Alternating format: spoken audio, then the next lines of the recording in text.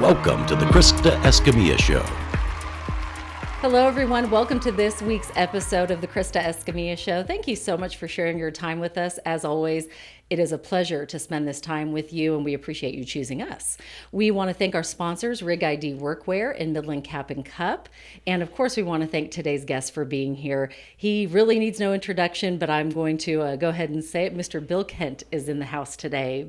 Mr. Kent, I'm going to call you Bill, not Mr. Kent. Yes, don't call me Bill. Because you told me that's your dad. That's right, and he's dead. And so we're going to call you Bill. And Bill, I just have to say, it is such an honor to have you here in the chair talking today with all of us and for you sharing your story. So thank you. You're too kind, but if it's an honor to have me here, then you need to elevate your expectations. No. Wait till y'all hear his story.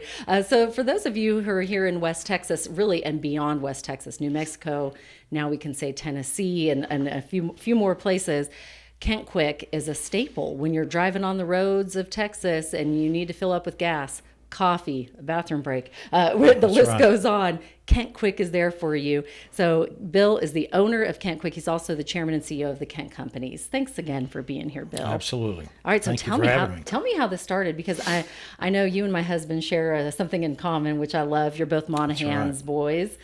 That's right. Born and raised in Monahans, and I came back. I'm the youngest of four, and I came back to the business in 1979. So out of college, I went to Arizona State, and my dad had been in the gasoline business and the refining business, and so I came back to the business, and then I've been here ever since. And I bought the company from my family in 1984. I was pretty young.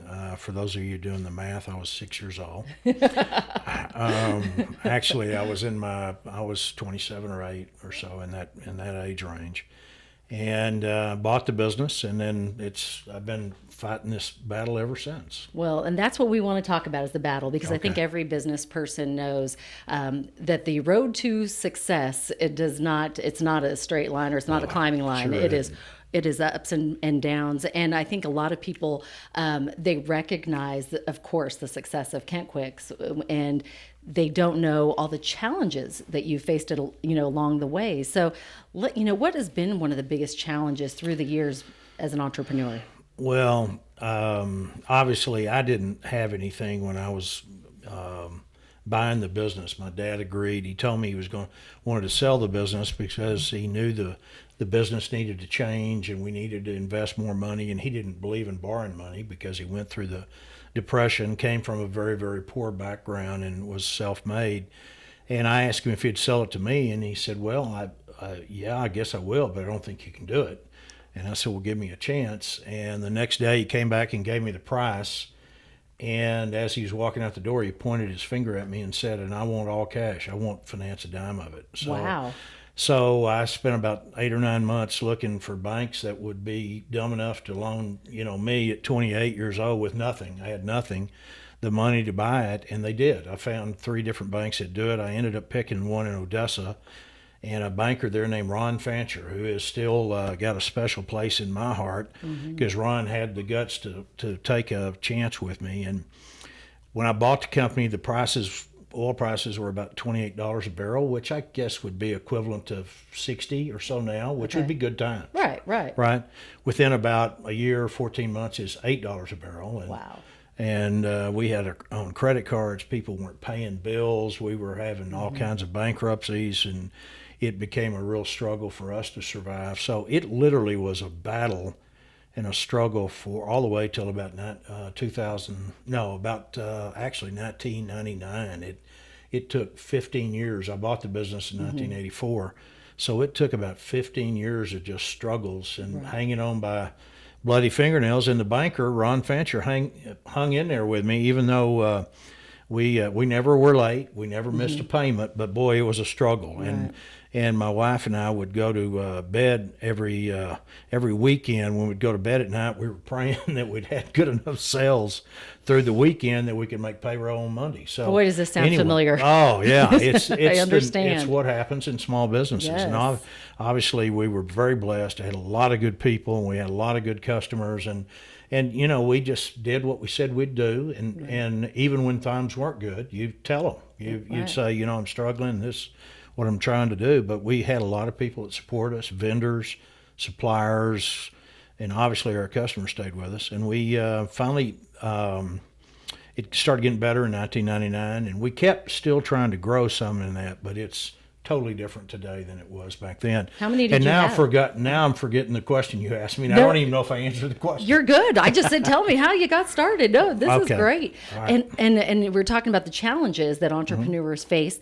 How many stores did you have at that point when you were doing this and you're building and you think you're going one way and then the bust Yeah, hits? my dad, coming out of the refining background, we had mostly service stations, and at the peak, he probably had 80 of them scattered around all over West Texas, eastern New Mexico. We went to El Paso and Del Rio and Uvalde and all over, had service stations. But we realized that was in the 60s and early 70s. We realized you couldn't stay in business. You had to start looking at other merchandise and other products to make the deal work financially. So we started in the conversion of some of our better sites into convenience stores. And my oldest brother was at the company at the time, and he made that conversion. I had another brother that's a middle brother, and he was really good mechanically, and he got us in the quick lube business. And that was all about the same time, 1975. So when I bought it,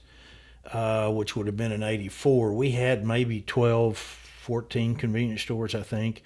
We had about, I think either 3 or we may have had 5 quick lubes. Probably had 75 employees, and I don't know what our revenues were, but that pretty small. Right. We were a pretty small company, and today it's way different. It is way different. Yeah. Let's talk about those numbers because one of my favorite sayings is right here, dream big. And how Yes. did you know, going back to when you had 14 stores, that you would want to grow it to where it is today? Because how many stores do you have now? We have about 72 or 3 stores, but then we have restaurants and we have some Baskin Robbins and we have some other things. So we probably salary operate that we run about 100, 105, 110 sites that we're operating. We're scattered over New Mexico, Oklahoma, Texas, That's great. Tennessee, South Carolina, North Carolina. And then we sell gasoline to independent service station owners or convenience store owners, and we supply about 200 of those throughout those states and Louisiana. So we've got a big footprint, Right. and only way we can do it is I got good people. I'm just blessed. You do have good people. Every single person, from the minute you walk into a Kent Quick, whether it's a convenience store, a Huddle House, or one of probably our favorites, the Baskin Robbins. There you go, mine too. You Yes, can tell that. What's your flavor? You can tell that by looking at me. That's chocolate. I'm just pretty plain, but I love chocolate. But anyway, I love the chocolate too, and the peanut butter and chocolate. Yes, Oh, yeah. it's to die So for. we have about 1,300 employees now, I think. Wow, So that's from incredible. 75 to 1,300, we did a lot. Did you always have that vision to grow that big, or is it something No. that just evolved over time? Yeah, you asked me that question. I didn't really answer it, you're and I good. apologize. No, you're good. I don't know. I never really had a size vision that I want to have 100 stores or 500 stores or be this. My vision was to try to be the best at what we were doing and try to have the best facilities and the best people and the best service. And that's what we really focused on. And I felt like if we could do that and have good training and have a good hiring process and Yes. selection process, that it would eventually take care of itself.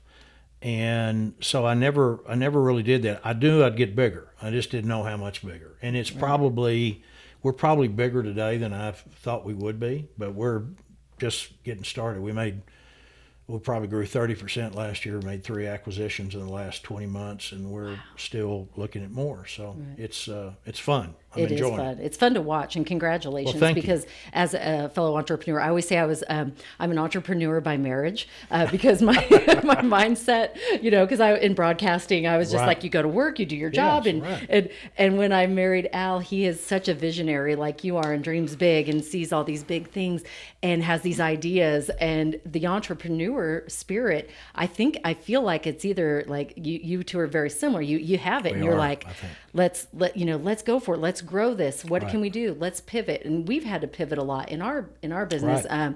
And I want to ask you from that entrepreneur standpoint, when did you know that you needed to pivot from, say, whether it was, you were focused on gas and then you went, oh, wait, we need the convenience store, or focused on, oh, we need the huddle house. Yeah. When did you know you needed to pivot? That's a good question. My dad and oldest brother are the ones that really got us started towards the convenience store side of it. But I think during that time frame, I realized, and I spent a lot of time looking at other people that were further down the road than we were, and way better. The people I thought were the best in it. Right. And I would just call them up, or I would get somebody to introduce me, and then I would just level with them and say, will you share some information with me? And I never did love it. that. I never did it locally. It was always going around the country in different places where they were not competitors, and they didn't see me as a risk. Right. And I wasn't a risk. But that's how I learned. So I learned what they were doing and how they were doing it and what it took, what struggles they went through, and I stole a lot of good ideas and borrowed. I like to say borrowed. Borrowed, yes, borrowed. That's a good way to put it. But I never intended to give them back. Right. So, That's right. But anyway, that's kind of how I did it. And I love that. So, during that, to answer your question, you see trends developing, and we built had an old station in Monahans, and we built a convenience store, and then later we came back and tore it down, and we were going to build a little small truck stop. And the mayor at the time, David Cutbirth, who I grew up with and played football with in Monahans and everything, great guy, he told me, Bill, we need someplace to eat and not another fast food place. And he said someplace to sit down and maybe have breakfast and all that. So I started doing the research, and we weren't in that business, and I didn't want to be in that business. Because the restaurant business, there's no harder business, in my opinion, than a restaurant business. It is tough. Yes. But we ended up doing it. We became a Huddle House franchisee, and so we got our first restaurant, and we're I guess we have enough brain damage. We just keep doing it. So we have about 7 of those, and then we have 5 or 6 of our own concept, which is called Rustic Cafe, and they're doing well. Fantastic. So, anyway, I love that. I love that. But that was one of someone those just pivots. said, yeah, it was a pivot because someone just said, and I think a lot of those pivots come out of a need. Yeah. And someone just said, we need this here. Can you Right. do it? And you're like, sure, why not? Let's do it. And we didn't know that business. You think you're in the retail business like our stores, that you can automatically run a grocery store or run a restaurant. You can't. Right. They're totally different businesses. Right. They take totally different skill sets. There's some things that are compatible, but as a general rule, I thought, well, I've been lucky enough to have some really good people working for me. I need to go find really good people that know how to run that, and that's what I've tried to do. It's kind of been my philosophy. Right. Because you leave it to me long enough, I'll screw it up. That is not true. You could not have built this business without being good. But I just want to say, from a vendor standpoint, because we're real thankful to be a vendor in a Kent We're Quick thankful to have you. and have our hats in there. Everybody is so good to work with. I mean, from everyone, from when you walk in the store into your corporate center to the Huddle House, to Baskin Robbins, they are all so nice, and I think that's what it's about. It's really, we always try to tell our team members we're in the customer service business. Whether we're selling hats, and I feel like that when I walk into any Kent Quick, it's like the customer service is there. Well, thank you. We work really hard to try to hire people that are people oriented and friendly, and that's a key part of what we do. And if they don't, we don't want them working for us. Right. And if they do, and we're fortunate, most of them do. So we're really, really proud of them. And some of them have never been in that environment, so we try to teach them and get them exposed to that kind of service, and it's fun, It is fun. and people enjoy it. I love it. It's got to be fun. If you're going to work, you might as well be having fun, right? That's exactly right. Well, so I'm a big quote girl, Bill. I love That's what I've heard. love quotes. I'm hearing. So I do something called Quote of the Day. I want you to pick one out to just randomly. I can read it, or you can read it, whatever you want, and we'll No, I'm letting you do it because you've written it. Let me get the glasses okay. out. Oh, I love this one. It's one of my favorites. Okay. Have you seen Finding Nemo? Yes.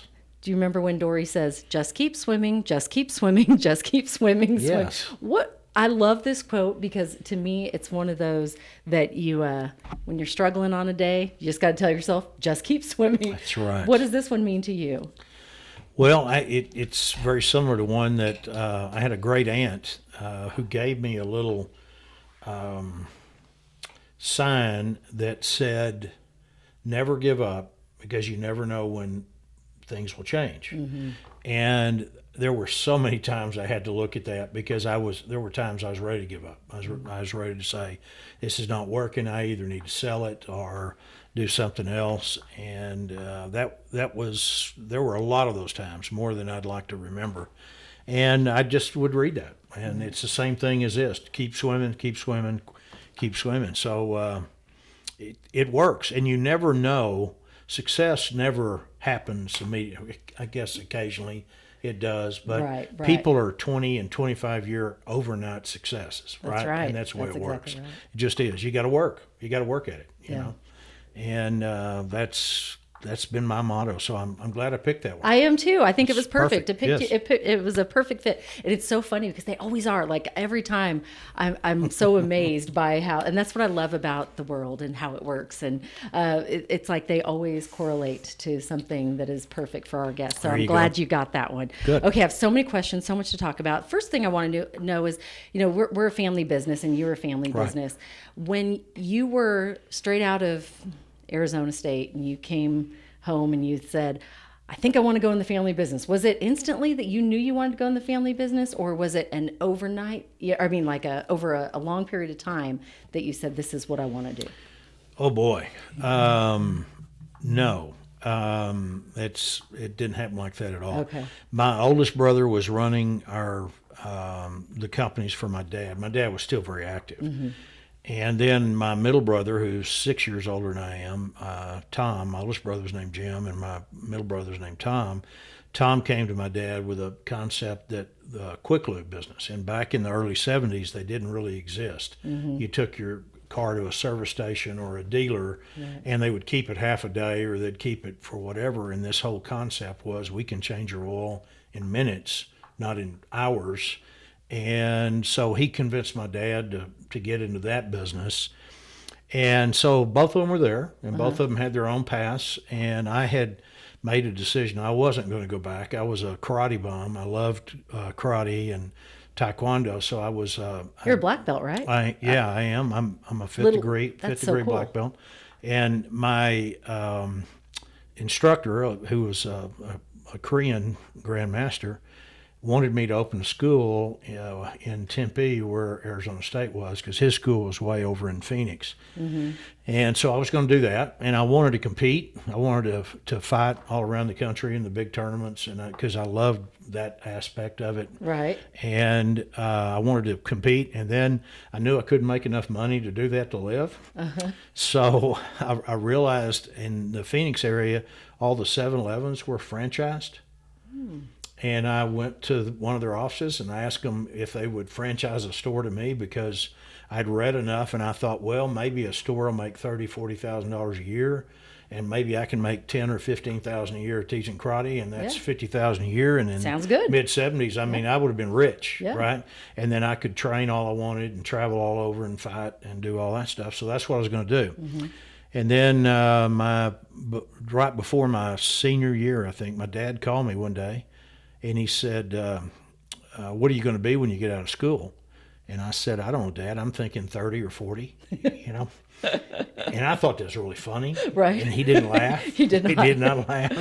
Dads take that And, stuff serious for yeah, some reason. I I don't know, know and why. he- They want to know what you're going to do when you get Yeah, out. yeah. And the reply back was, "Not on my nickel, you're not." So anyway, he said, "I want you to come back to the business." And I said, "Dad, I'm not going to come back. I got 2 older brothers that are already in it, and I don't want to be third man on the totem pole. Let them do it, and I'm not going to do it." And he said, "Well, your oldest brother's leaving." And so I went ahead and finished school, and I was trying to, Trying to spread it out yeah. as best I could, but I finished in, I don't know, I guess 2 or 3 semesters after that, and got out of school, came back, and I'd been here 6 or 8 months. My dad came to my office and said, I want you to, he said, let's go to lunch. And then he told me my other brother was leaving. So he dumped that in my lap. So you went from third to first like that. Yeah, I okay. did. Yeah, that's right. And yeah. And so that kind of changed everything, obviously. I did know quite a bit about the business, but, in the big scheme of things, in hindsight, I didn't know anything because I was a young kid. But I had worked in service stations and done stuff as a kid and been a relief manager and worked in our maintenance department and done tank installations and pipe installations and pump installations, and I'd done all construction, did all kinds of things, and so I did know how the business operated to some degree. So it wasn't like I just came and didn't have anything, but I thought I was Einstein, and I was way from it. So anyway, so that's what happened. So they both were gone in a short period of time, and it was kind of in my lap. And then I'd been there about 5 years, I guess, 5 or 6 years.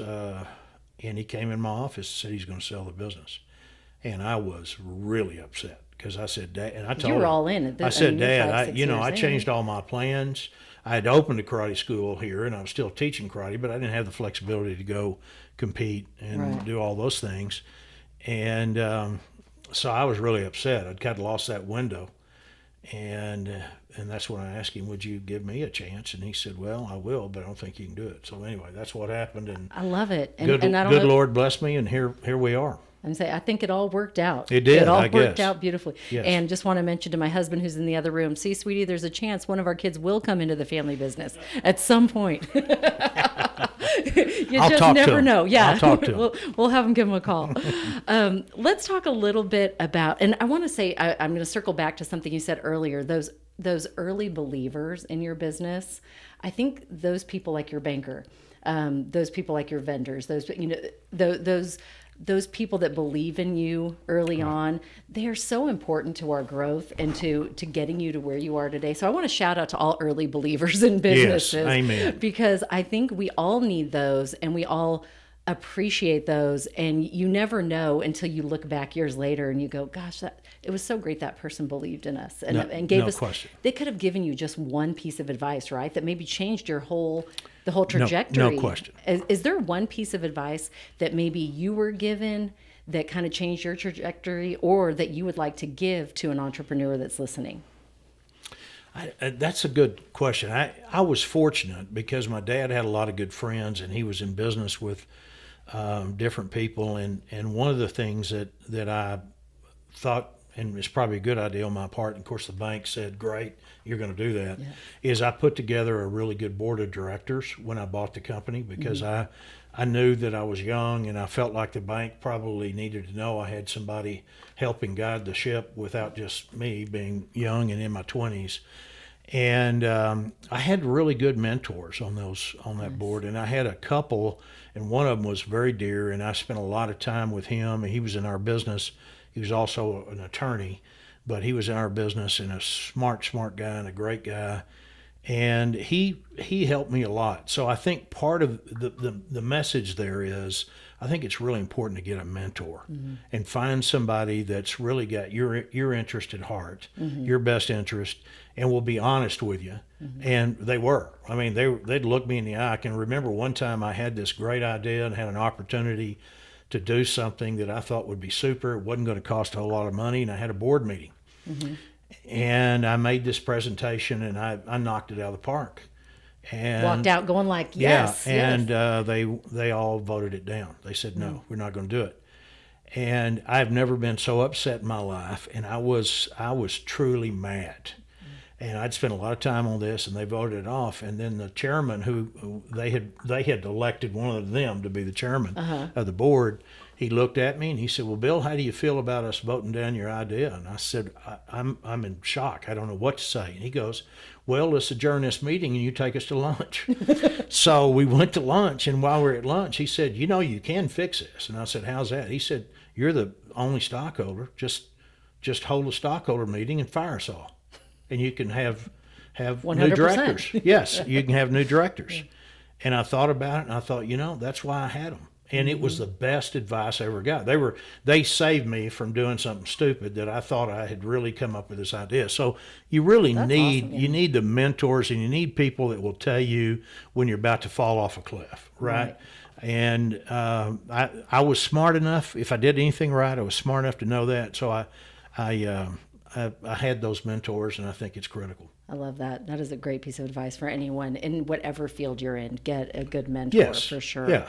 Let's. It is time for our question of the day. I'm sitting here today in Midland, Texas, with Bill Kent. He is the owner of Kent Quick and the chairman and CEO of the Kent Companies, and we're just having a great conversation. So it's just so great to hear your story from where you came, where you are, and we'll get where you're going. But first, question of the day. Oh, I got to pick this too. Yep, you got to pick this too. I'm gonna get down the bottom. Okay, I like that. Let's see. If they made, this will be fun. I haven't had anyone pick this one yet. Okay, ready? If they made a movie about your life, who would you choose to play you? And it's the happy card. I like that too. That fits you. I don't know. Do you think Howdy Doody or Bozo the Clown?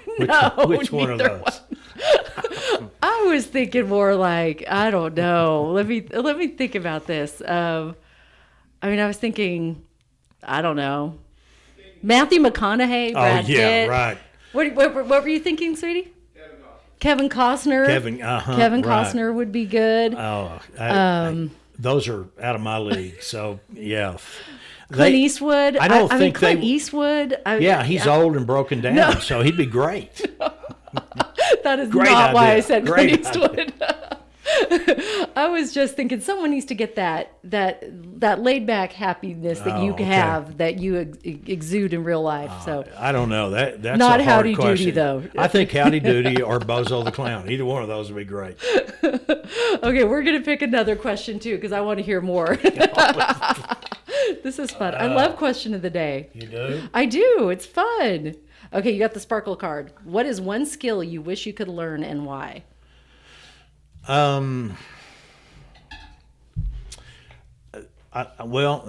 don't know if it's a skill. It is a skill, but I don't know how to summarize it. I guess the best way to do it is I tend to be, and I don't know if it's because I had bright red hair as a kid, and it's my heritage from my family, but I tend to be a hot reactor instead of a responder.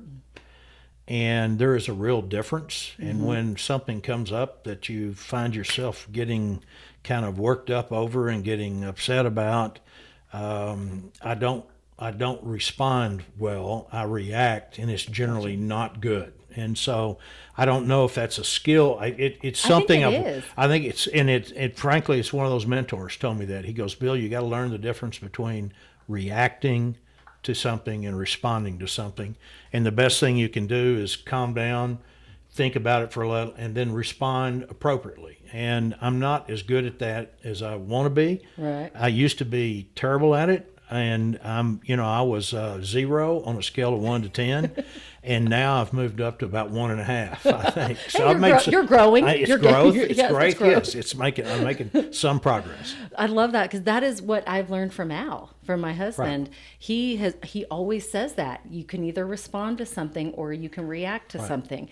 Because I'm kind of like you. I want to react. I'm high energy, and I'm just like I'm like, okay, we got to do this now, and I want to respond right away. And he said, you don't have to. Just because you got that email or that text, you can wait and respond. You don't have to react. So I love that. That is good. I'm going to work on that too. I'm with you. Well, I got to tell you a quick karate story. So the first karate lesson I ever had, I had met the instructor when I'd gone to visit Arizona State, and he sold me on this black belt package, and I went back and sent him the money, and that's before I ever went.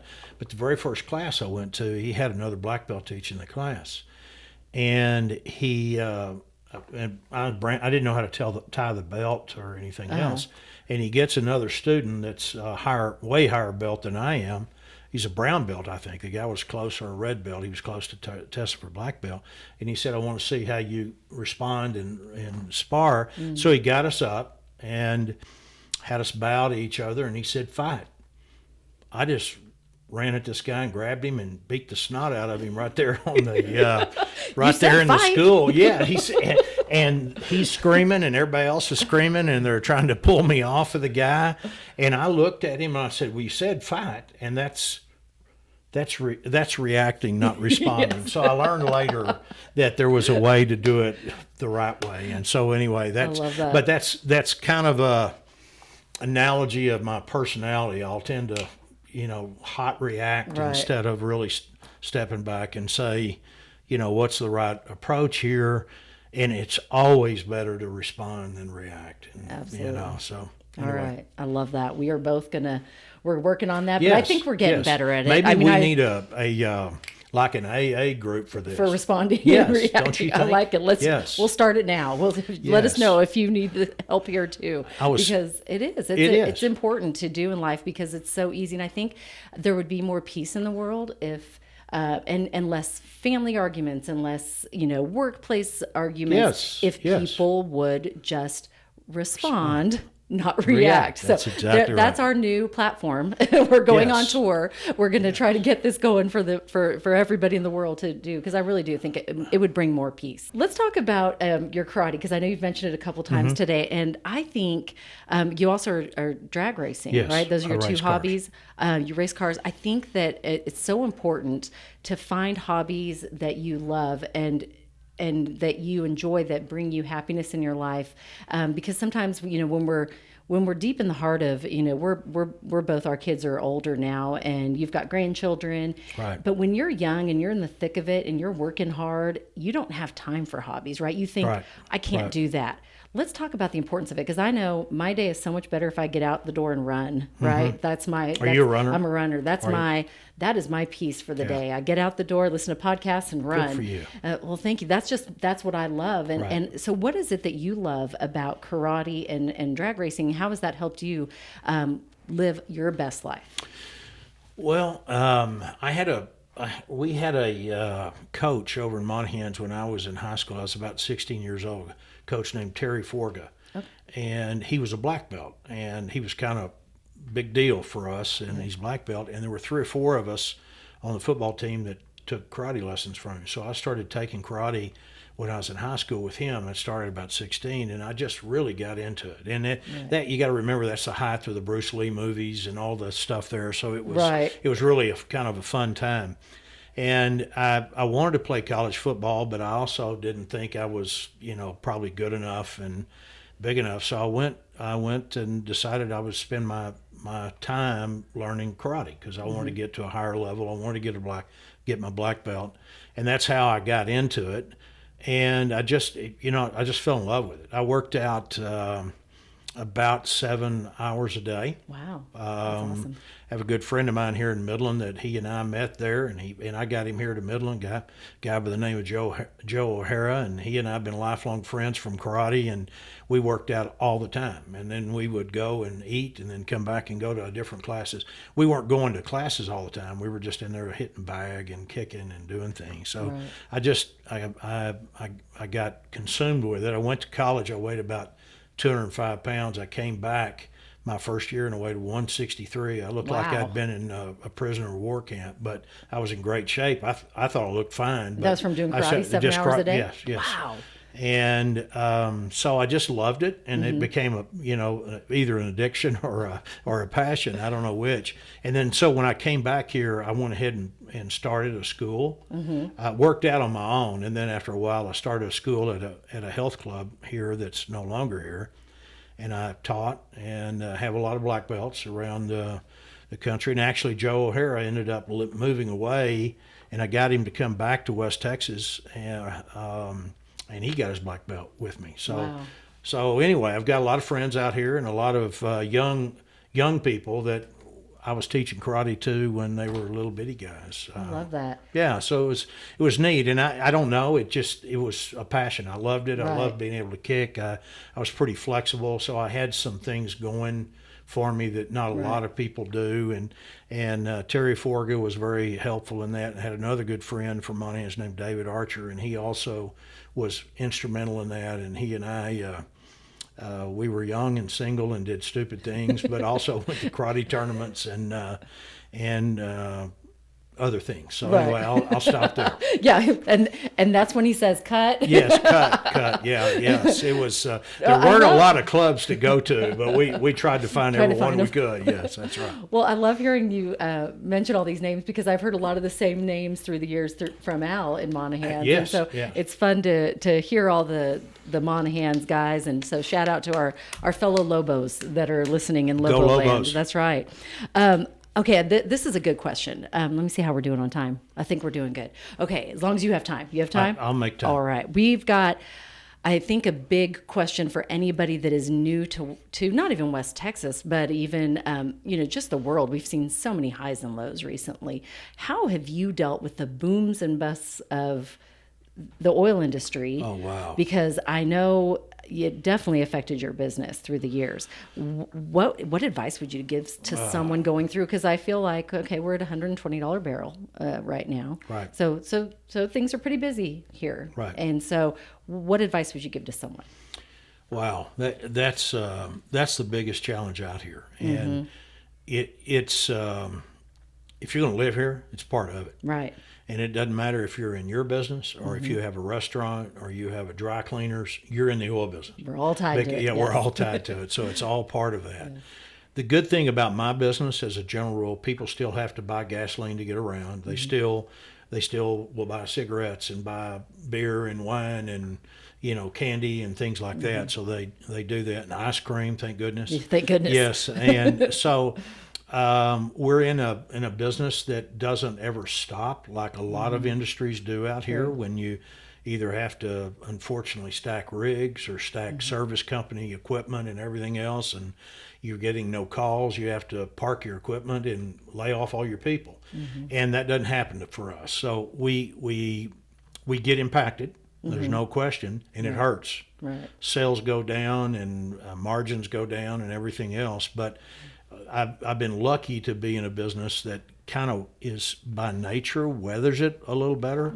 But we always, as I heard Clady Williams one time say, I didn't go broke in '86. He said, but I sure got bent. And that's kind of what happens. That we get bent, but we don't go broke. So that's the good news with it. That is. But you have to realize in our business, if you're out here in the oil patch, you've got to realize that the good times are short, and then you got about the same equal time of bad times, and just prepare for it. And you do it from everything from not having a lot of debt and not, in my opinion, not going crazy on paying wages that don't make sense, because that's what tends to happen in our business. It's hard to chase the wage increases because the oil field oftentimes will really overpay people, right? And then they lose their jobs, and that's part of it, right? And then they don't realize what the market is now when there's not that many jobs out there available. So right. We've had people that work for us that are 18, 19, have a high school education, where some of the oil companies will pay them 80, 90, 100,000 a year, and that's not reality for somebody that's 19 years old making right. that kind of money. So those cycles are always hard, because that kid, when he loses his job, needs another job, and then the market's not going to pay him that, because it doesn't have to pay him that, and those are all parts of the challenges of living here. So I don't care what business you're in, right. And every business I know is short of people. Right. Everybody. We are. You see the now hiring signs. Oh, everywhere. Absolutely. Right. I think we're 300 people short. Wow. And so if you're listening, come to work. We're a good place to work. Yes, that's right. You really are. Yeah, you have to. Make a plug. Yes. You can plug anything you want. Yeah. Here. All right. Thank you. But that's the biggest challenges I see, because it's so up and down for people, and I feel so sorry for them. And it's just a tough deal. But as a business owner or if you're running a business, you just better be prepared and not think these good times are going to last forever. You need to save some money. And I see a lot. I see less of it now, but I used to see people, the first thing they would do is they would send their wives home, and they would take their wives out of the workforce because they were now making enough money that they would send their wife home and they didn't want her working. And then we always know when things are bad because we'll see a lot of young women come back and apply in the workforce because that tells us they're having to come back to work.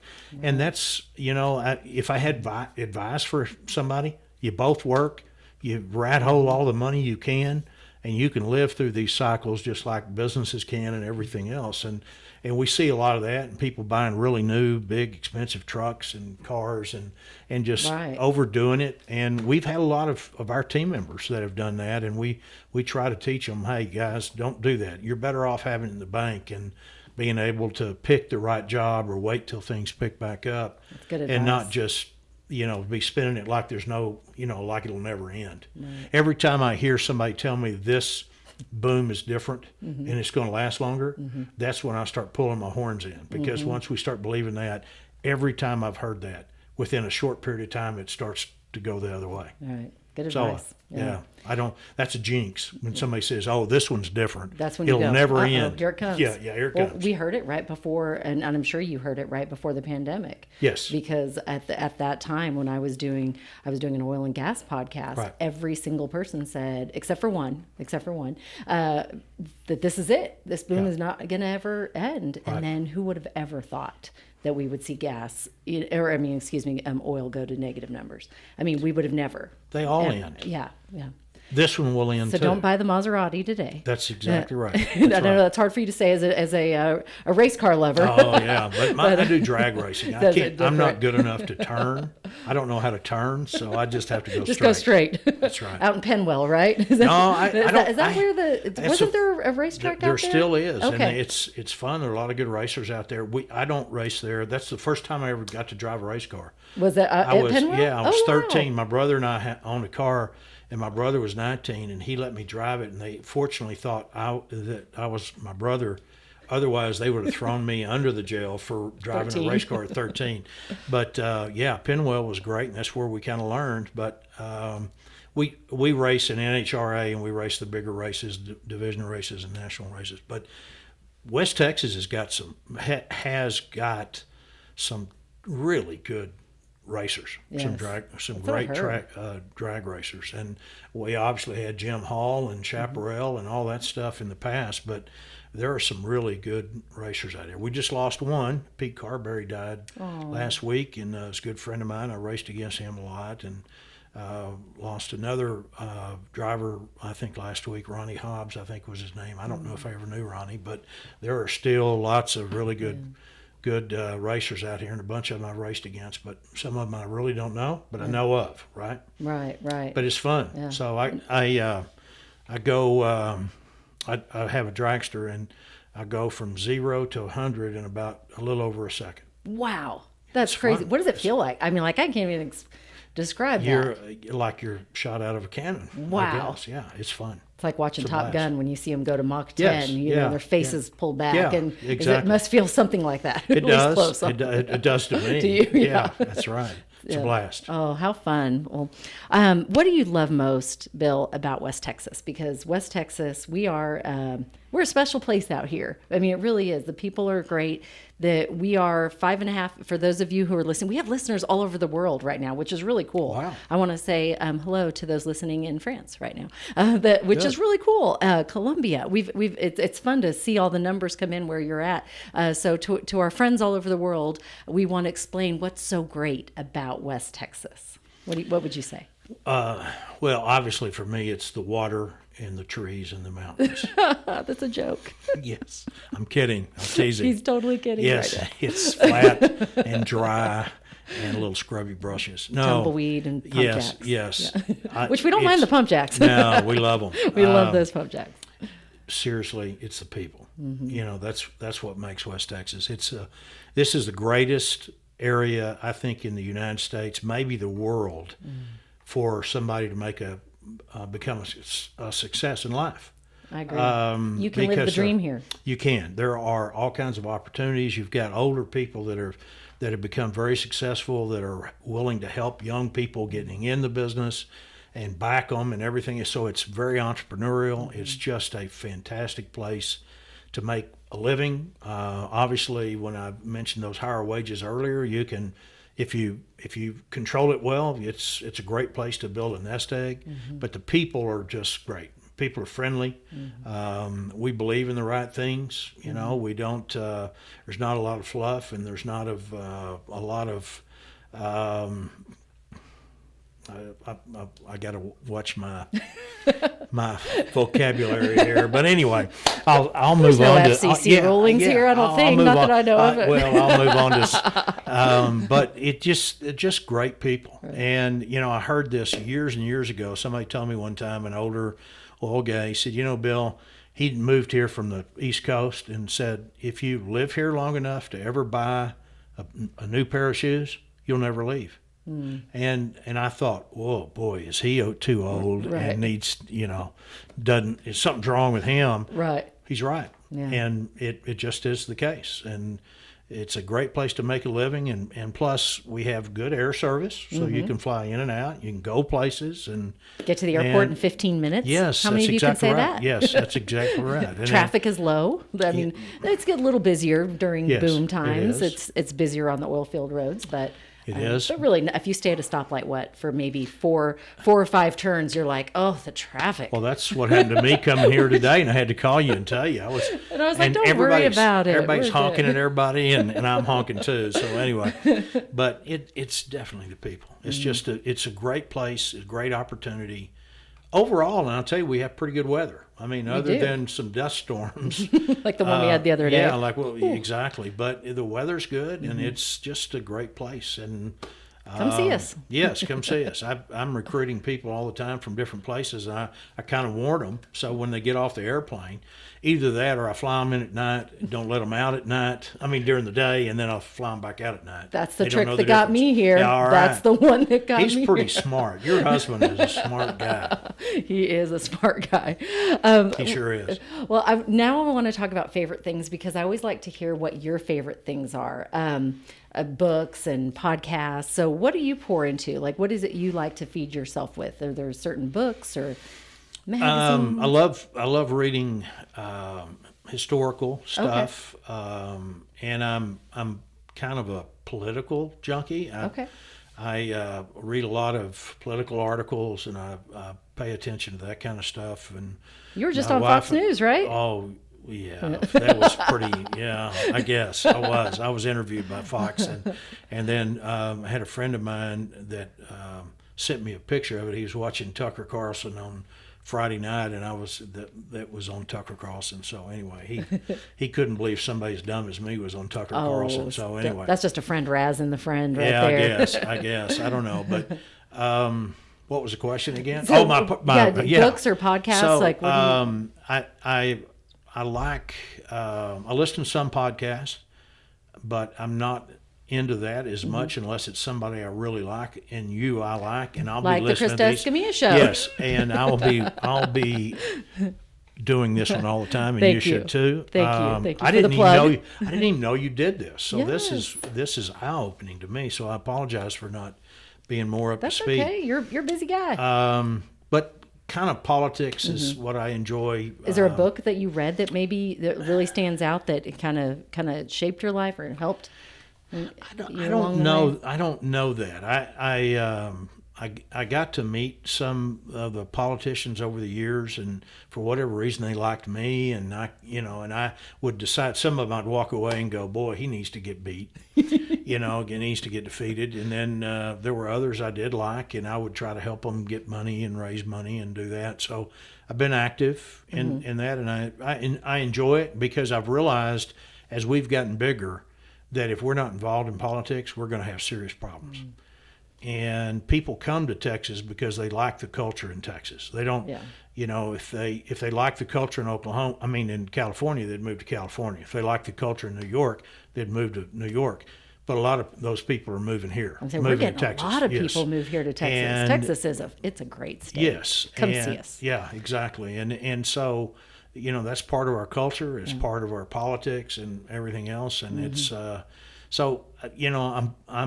pretty committed to staying like this because I don't want to be like New York. Right. It doesn't have anything to do with the people in New York, because I love to visit New York and I love to visit California, and great people, and I have good friends in both states. But Hello to our friends in both states. yes, absolutely. All my family's in California.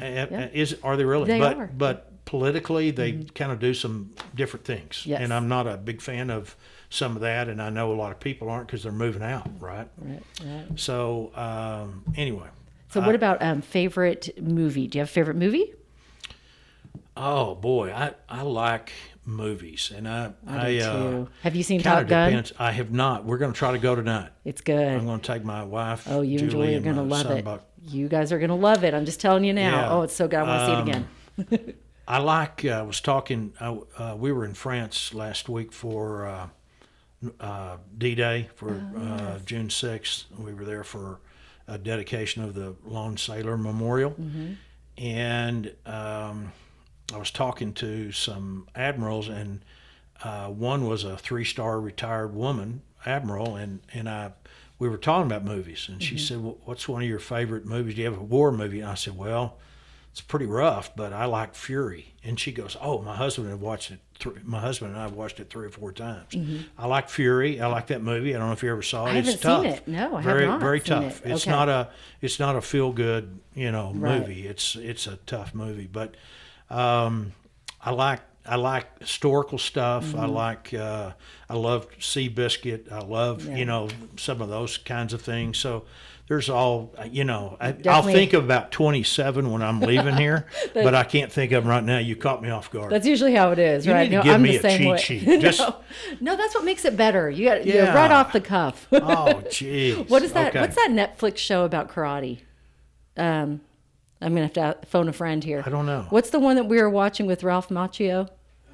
Karate Kid? Karate Kid. Did you watch Oh, yeah, the new yeah, the yeah. the redo of that with No, I the- haven't seen the redo. Okay, well you'll have to watch that. It's on Okay, Netflix. yeah. I think you'd enjoy it with your karate love. Yeah, I It's- guess so. It's Yeah. pretty. It's So- pretty good. Some of them are kind of funky, so I don't pay much attention to it. But, Yeah. like it's not. I can jump from building to building, but not quite as high as they can. If you right. believe that, I've got land in swampland in Florida. I'll sell you. That's right, and I've got oceanfront property in Arizona. So just give us a call.